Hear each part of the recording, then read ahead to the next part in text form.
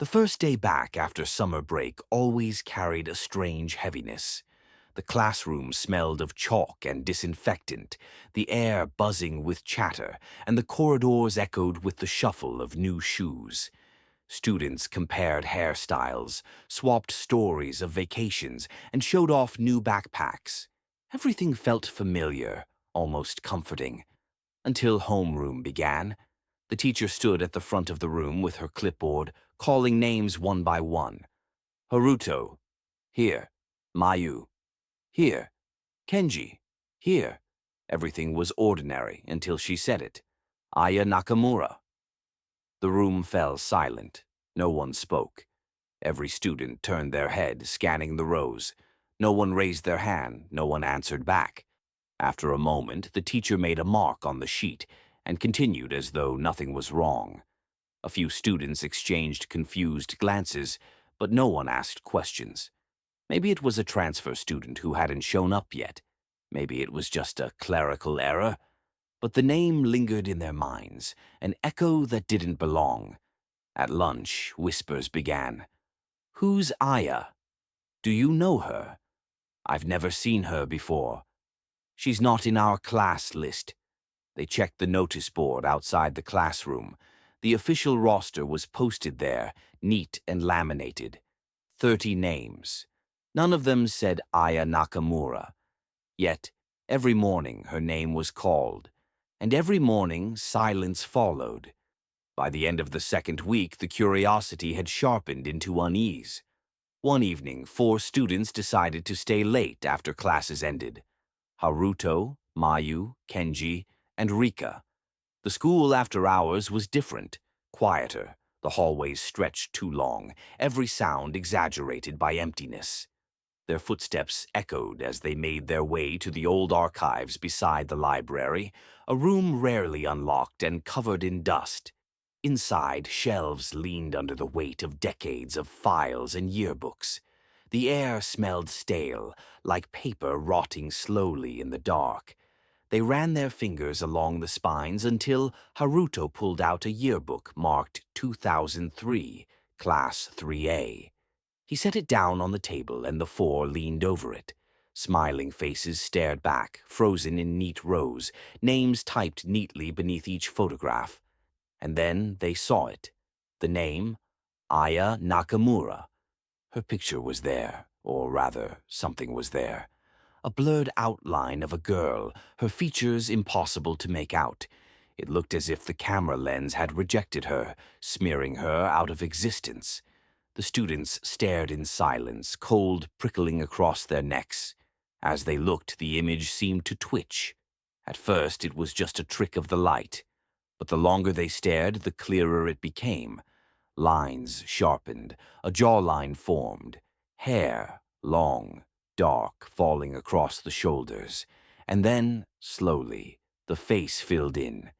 2 black eyes opened, and a smile spread wider and wider until it stretched too far. Mayu screamed, slamming the book shut. At that exact moment, the lights flickered above them. A heavy thud echoed as a book slid from the top shelf and crashed to the ground. The students didn't wait to see what it was. They bolted, the yearbook abandoned on the table. That night, none of them slept. Haruto swore he heard scratching against his window at 3 a.m., though his room was on the 2nd floor. Rika dreamt of a classroom where every desk was filled, except one, hers. And in the seat beside her, a girl with long black hair smiled and whispered, "I'm here." The next morning, the school felt wrong. Roll call began as usual. Haruto. Silence. His seat was empty. Mayu. Here. Kenji. Here. Rika. Here. The teacher didn't pause, didn't even look confused. Haruto's name had vanished from the list, but when she reached the end, the final name rang out clearly. Aya Nakamura. And this time someone answered. The students turned their heads in horror. At Haruto's desk, where his books and bag had been the day before, sat a girl none of them had ever seen before. Long black hair framed a pale face. She raised her hand and said, "Here." Her voice was calm, but her smile was too sharp, her eyes too dark. The teacher nodded and continued as if nothing were wrong. No one questioned it. No one dared. For the rest of the day, the girl sat quietly in Haruto's seat, her head bent low, scribbling in a notebook no one else could read. Her classmates tried not to look, but when their eyes accidentally met hers, they felt as if she were peering straight into the parts of them they wanted to hide, their fears, their guilt, their secrets.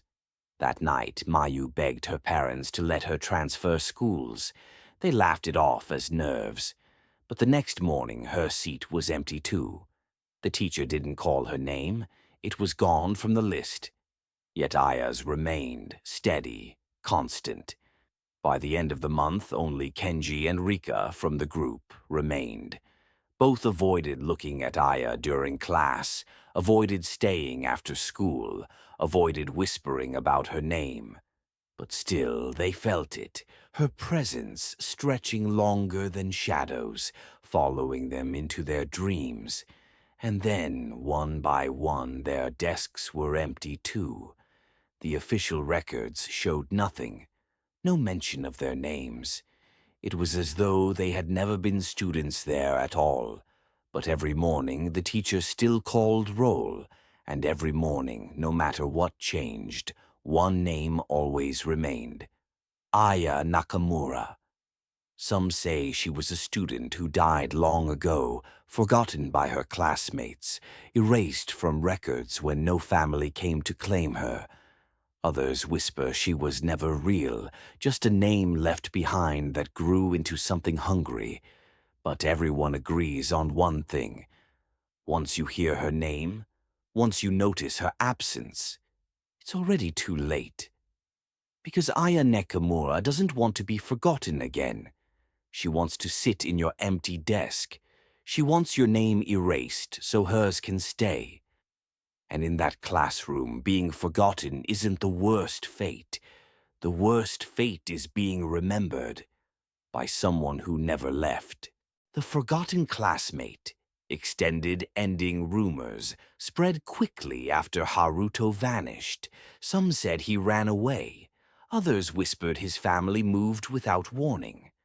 But Rika remembered the yearbook, and she couldn't shake the truth. Haruto didn't leave. He was replaced. The same fate soon claimed Mayu. One day she sat in her desk, the next it was empty, and Aya Nakamura sat smiling in her place. No one, not the teacher, not the classmates, seemed to notice anything wrong. Their names were erased from every list, every document, every memory, except for the students who had gone into the archive. Rika couldn't stop herself. She dug deeper. She found an old newspaper clipping hidden in the back of the library. The headline read, "Local girl found dead in school. Family never claimed the body." The year was 2003. The girl's name, Aya Nakamura. The article said she was quiet, withdrawn, often bullied. Her parents had abandoned her years before, leaving her in a foster home that forgot her just as easily. She stayed late at school one evening, locked inside the classroom when everyone else went home. By morning, she was gone. They found her body a week later in the archives, hidden between shelves, curled up as though waiting for someone to remember she existed. But no one came. Her name was crossed off the school roster. Her desk was filled by someone else. Her picture in the yearbook blurred, as if memory itself rejected her. She was erased, piece by piece, until only the silence of her name remained. And silence is a dangerous thing. When no one remembers you, you cling to whoever does. And when Rika whispered Aya's name, when she saw her in that photograph, the girl who had been forgotten finally had someone to hold on to again. That night, Rika dreamed of a classroom full of empty desks. Aya stood at the front, smiling, her eyes black as ink. One by one, students entered and sat down. Haruto, Mayu, Kenji. Their faces were blank, their voices hollow, repeating the same word in unison. Here. When Rika woke, she wasn't in her bed. She was at her school desk. The morning bell rang, the teacher began roll call, and her heart sank as she heard the words, Rika Tanaka. No answer came. Her voice caught in her throat, but no one seemed to notice she was there. The teacher moved on. Her name was already gone. At the end of the list came the last name, spoken with calm certainty, Aya Nakamura. And from Rika's lips, though she hadn't meant to speak, came the reply, here. The classroom was silent. Her classmates stared straight ahead, unaware that anything had changed.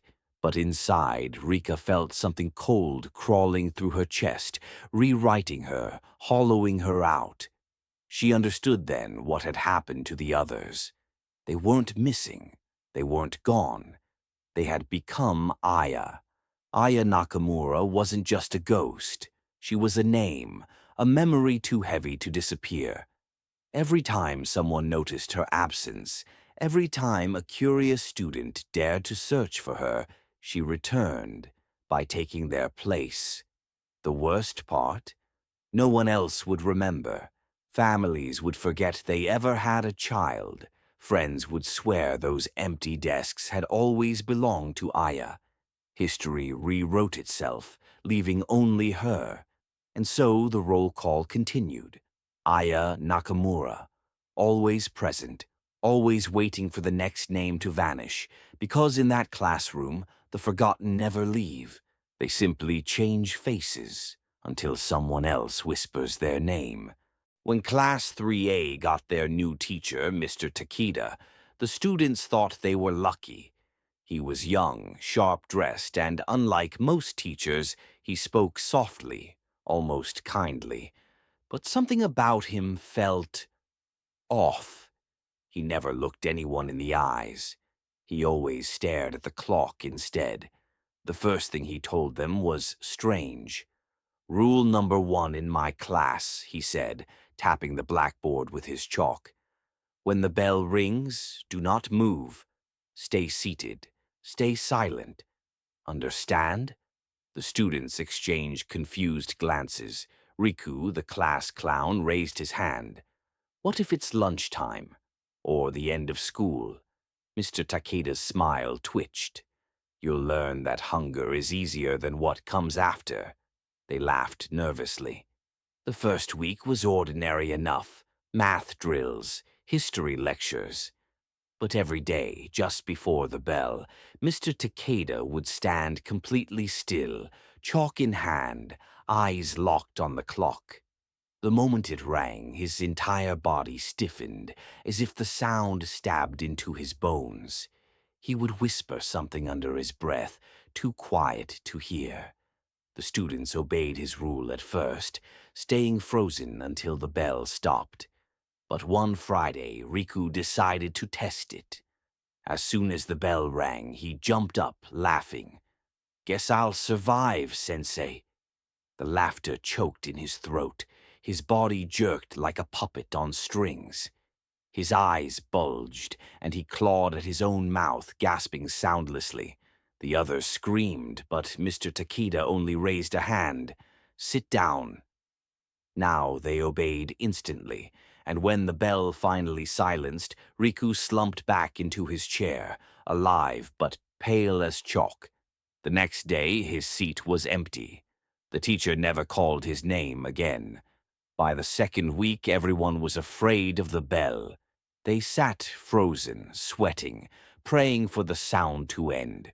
But rumors spread fast. Did you hear? Riku's parents don't even remember him. I saw his desk after class. There was blood under it. My cousin said this teacher, he doesn't exist on the school records. Kenji, the boldest of the group, confronted Mr. Takeda one afternoon.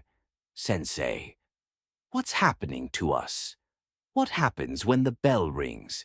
For the first time, Mr. Takeda looked directly at a student. His eyes were hollow, rimmed in shadow. "You think time moves forward," he said quietly, "but every bell toll is a boundary, a moment where the world forgets itself. If you move then, you slip between seconds, and something takes notice." Kenji swallowed. "Something." Takeda's lips tightened.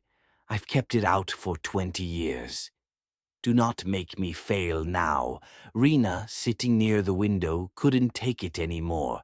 She stayed late after class and searched the staff records. There was no Mr. Takeda listed. Not in the school. Not in the city. She found an old article instead. "Teacher commits suicide after classroom tragedy." The photo made her blood run cold. It was him. Younger, but the same face. The article told the story. In 2005, a teacher named Daichi Takeda had locked his students inside during a fire drill. The bell had rung, but no one was allowed to move.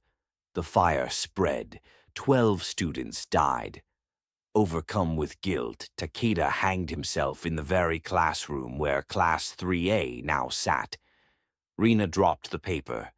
If Takeda was dead, who was teaching them now? The truth came the next Monday. The clock ticked toward the bell. Rena whispered, "He's not alive. He's keeping us here." "We have to run," Kenji shook his head.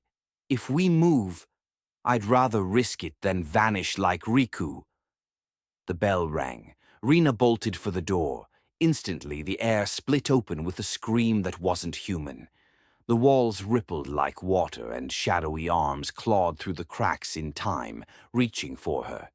She stumbled, shrieking, as the others sat frozen, too terrified to help. Mr. Takeda roared, louder than the bell itself. "Sit down!" For the first time, the thing hesitated. Its arms quivered, retreating into the cracks. The bell ended. Silence fell. Rena lay trembling on the floor. Takeda's face was white with fury and fear. "Do you understand now?" he whispered. "I am already dead. My punishment is to keep watch every day, every year, holding the boundary closed. But if you move when the bell rings, you are offered instead. And once it notices you, there is no escape." The students sat in horrified silence. Takeda straightened, eyes back on the clock. Class dismissed. But no one moved. Not anymore, because the truth was worse than death. They weren't just students. They were prisoners of the bell, and as long as Mr. Takeda remained, the lesson would never end. Days turned into weeks, and Class 3A lived in constant fear of the bell. Every time it rang, they froze, hearts pounding, breath held, until the silence returned. Mr. Takeda always watched the clock, whispering under his breath, his hands trembling more with each passing day. One afternoon, Kenji broke the silence. "Sensei, how long can you keep doing this?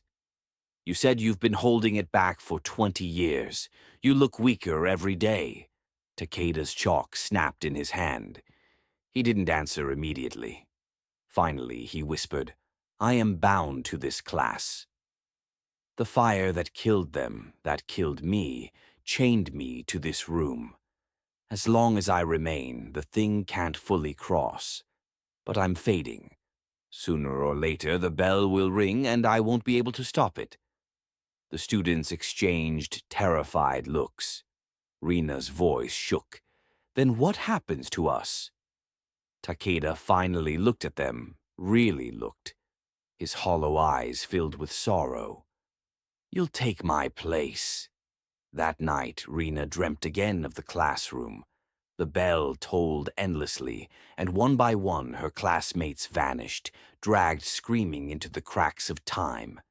At the front of the room, Takeda stood burning, his face melting into ash, whispering, "Don't move, don't move." When she woke, she couldn't breathe. Her window was open, though she never touched it, and a faint ringing, like a bell muffled under water, pulsed in her ears. The curse was growing stronger. The breaking point came on a stormy afternoon. The final bell rang louder than ever, rattling the glass. The students sat frozen, but this time the cracks appeared anyway. The air screamed, and shadow arms surged through, clawing for them. Takeda staggered to the blackboard, blood dripping from his nose. "Stay still," he roared, pressing his hands against the wall as though holding it shut. The shadows writhed, slamming him against the desk. Kenji shouted, "Sensei!" "It's killing you!" Takeda coughed, his voice shaking. "Better me than you. I deserve it. I let them die once. I won't let it happen again." But the thing was stronger. The cracks widened. One of the arms brushed across Rina's shoulder, and she felt her body hollowing, her mind fading. "No!" Takeda screamed. "Take me instead." The shadows froze.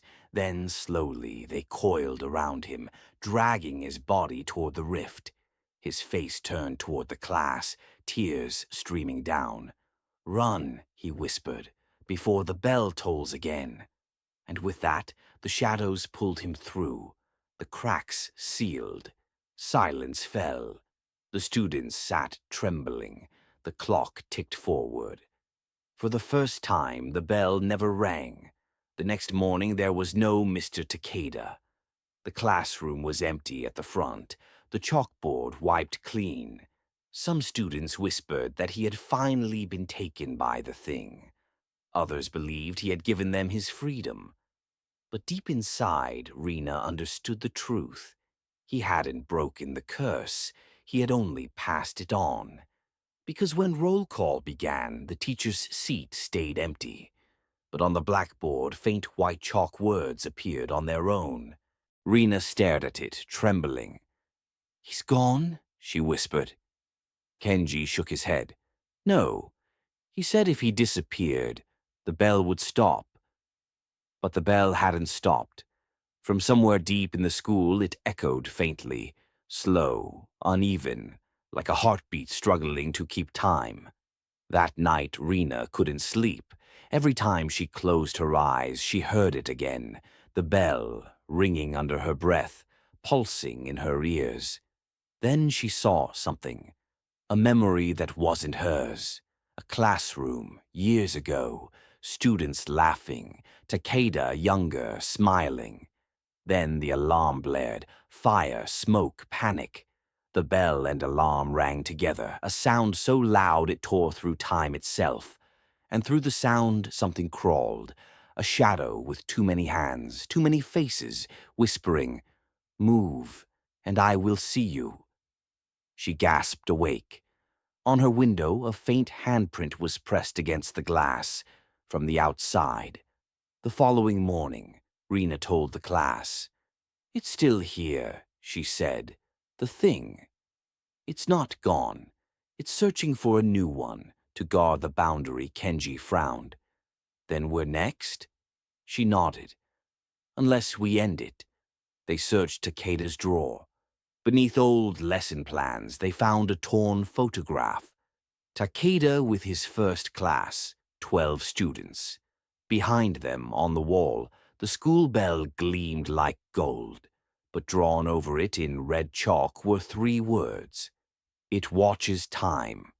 Below the photo, scribbled in Takeda's handwriting, were the final notes of a desperate man. "The thing is bound to time itself. It feeds when seconds overlap.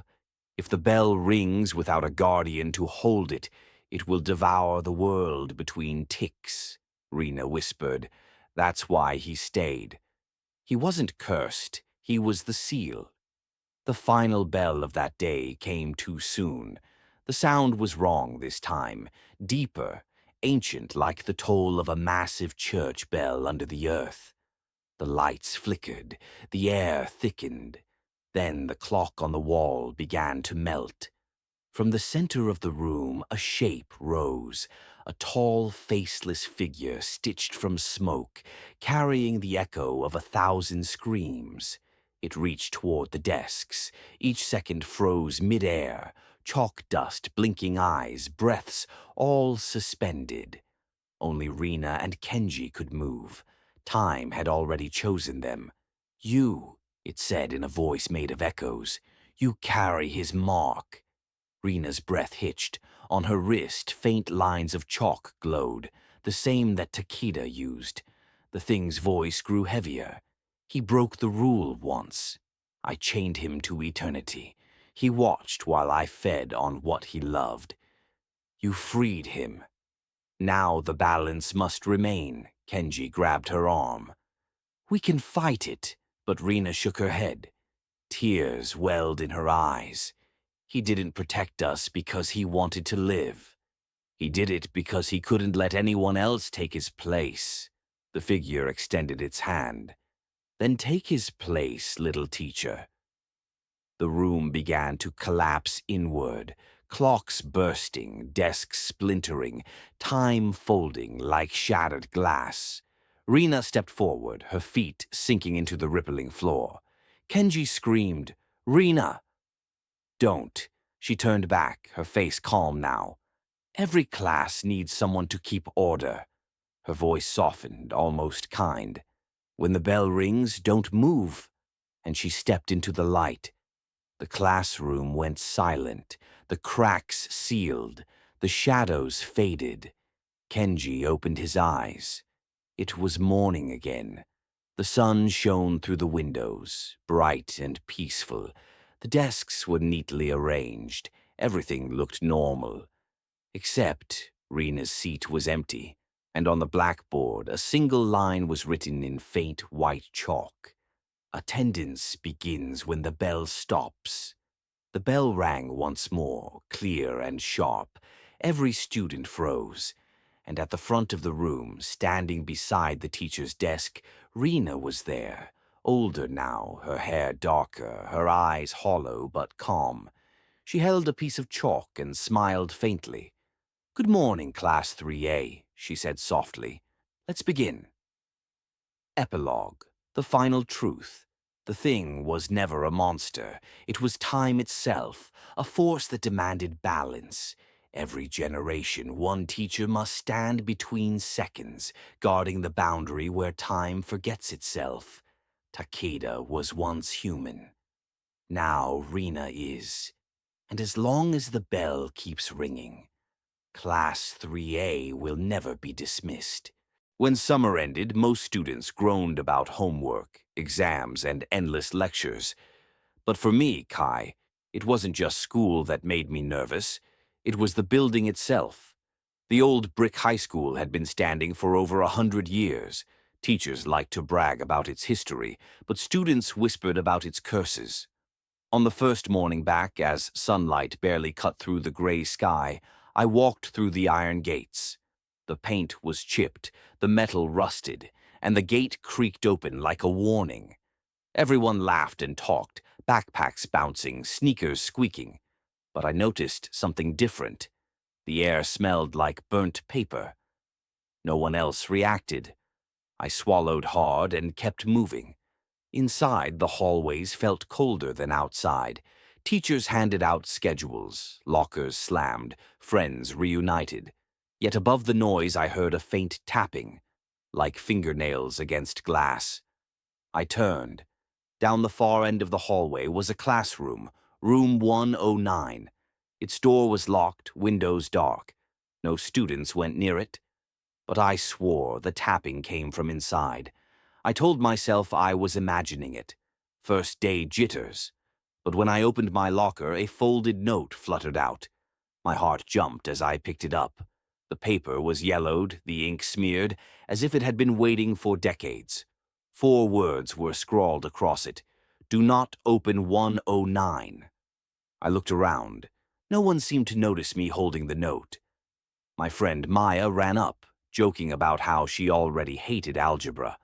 I shoved the paper into my pocket, forcing a smile. But my hand wouldn't stop trembling. The day dragged on. Teachers spoke, chalk scraped, pencils clicked. Yet in every classroom I sat in, I felt watched, not by my classmates, but by the school itself. The walls seemed to breathe. The lights flickered, though no one else cared. During lunch, I passed by room 109 again. The locked handle gleamed under the buzzing fluorescent light, and this time I didn't just hear tapping. I heard breathing. Slow, ragged breathing. I pressed my ear against the door. A whisper slid through the cracks. Kai. My chest tightened. I stumbled back, nearly dropping my tray. But when I looked again, the hallway was empty.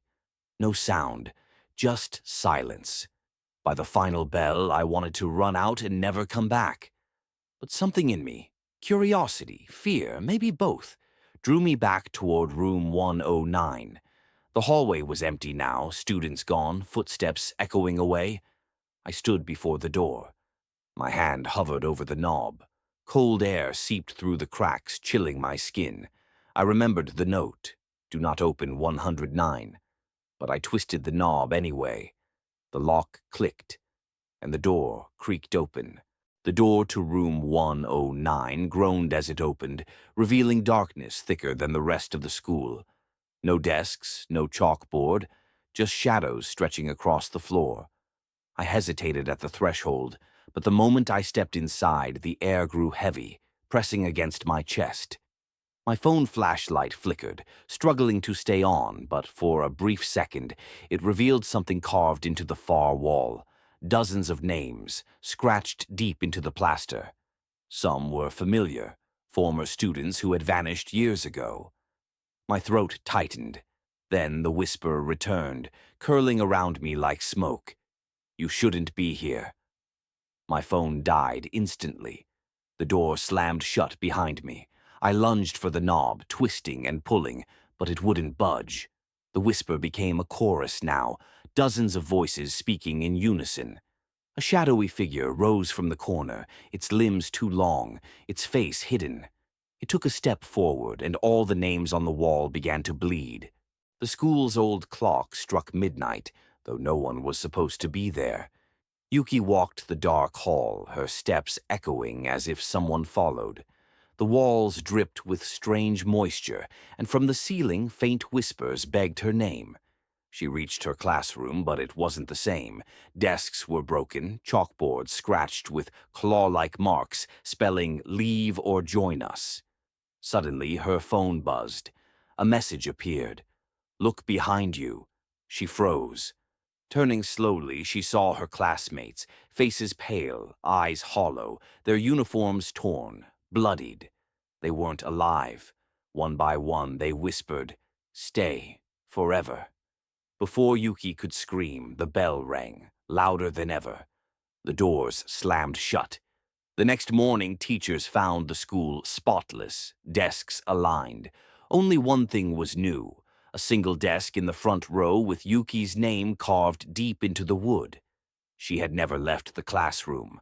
I stumbled into a hallway I had never seen before in the school. It stretched longer than it should have, a tunnel of dim, flickering lights. The walls seemed to bend inward, as though they were leaning closer, watching me. The lockers on either side looked wrong, twisted and sagging like wax left too close to fire. From the cracks of those warped lockers, faint whispers leaked out. I froze when I recognized fragments of familiar voices. They were classmates, students who had disappeared without explanation. At the far end of the hall, a figure stood perfectly still, taller than any human. Its head brushed the ceiling, and its limbs were long and jagged. I blinked. It was closer. Another blink, and now it was halfway down the hall. The walls shuddered, pulsing like veins beneath skin, the entire building alive and waiting to swallow me whole. I turned to run, but the exit at the end seemed frozen in place. No matter how fast I moved, it refused to draw closer. Behind me, heavy footsteps slammed against the floor, rattling the lockers violently. Suddenly, every locker door snapped shut at once with a deafening crash, like 1,000 steel jaws clamping down. I tried to scream, but when the echo came back, It wasn't my scream anymore. It was deeper, darker, someone else's voice mocking me from the shadows. My legs trembled, but I forced myself to whisper, "Who are you?" The darkness rippled, and a figure stepped out. Not a stranger, but me.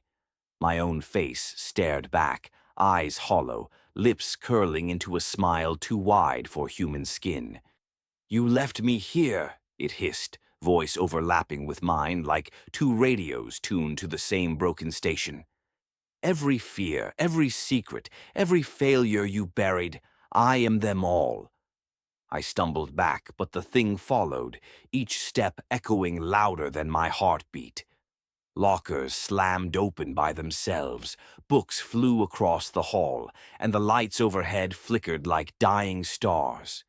"You can't escape me," the shadow me laughed, and suddenly it lunged, its hands, black as tar, stretched toward my throat. I raised my arms to fight, but they passed through me, searing cold burning straight into my chest. A scream tore out of me, but it wasn't pain alone. It was the sound of my soul being split in two.